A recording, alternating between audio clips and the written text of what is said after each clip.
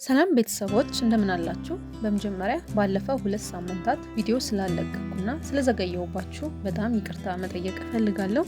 ለእናንተ የሚመጥን ጥራት ያለው ቪዲዮ ለማዘጋጀት ትንሽ ጊዜ ስለወሰደብኝ ነው። ስለታገሳችሁኝ አመሰግናለሁ። ዛሬ ግን የሚክስ ድንቅ ጉዞ ይዤላችሁ መጥቻለሁ። ፀሐይ ለወራት የማትጠልቅባት፣ ሰዎች ከብርድ ይልቅ የሰላሟን ሙቀት የሚመርጡባትና በአማካኝ ከ500 ሺህ ብር በላይ ደሞዝ የሚከፈልባት ሀገር አለች ብላችሁ ታምናላችሁ? ዛሬ የምናየው ተፈጥሮ ልዩ ስጦታ የሰጠቻትን ኖርዌይን ነው። በዚች ሀገር ሰዎች ለምን አሳ አይወዱም?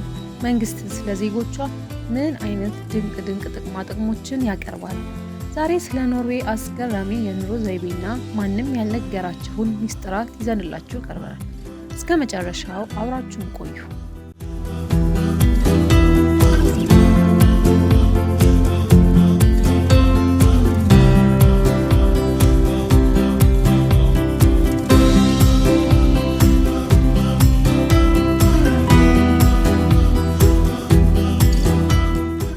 የፀሐይና የብርድ ሚስጥር።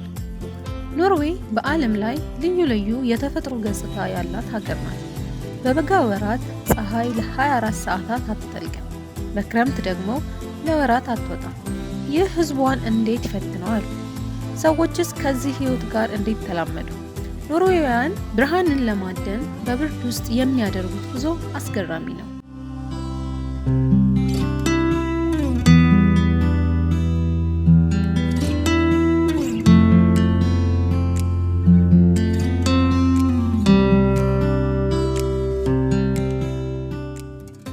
ከፍተኛ የደሞዝና የኑሮ ጥራት። ኖርዌይ በዓለም ላይ ከፍተኛ የኑሮ ጥራት ካላቸው ሀገራት አንዷ ናት። አማካይ ደሞዝ እጅግ ከፍ ያለ ቢሆንም የኑሮ ውድነቱ ደግሞ በዛው ደረጃ ነው። ግን መንግስት ለዜጎቹ የሚሰጠው ነፃ ትምህርት፣ የጤና አገልግሎትና የህፃናት ድጎማ እጅግ አስደናቂ ነው።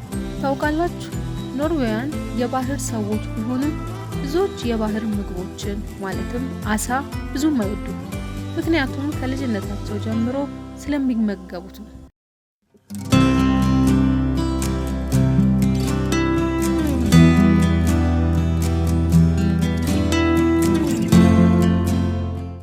ተፈጥሮና ደስታ። ኖርዌይ የዓለማችንን ውብ ፊዮርዶች የያዘች ሀገር ናት። ህዝቦቿ ደስተኛ የሆኑበት አንዱ ምክንያት ከድህነት ነፃ መሆናቸው ብቻ ሳይሆን ከተፈጥሮ ጋር ተቀራርቦ መኖራቸውም ጭምር ነው። የኖርዌይ ህዝብ በዓለም ላይ ደስተኛ ህዝብ ተብሎ ይታወቃል።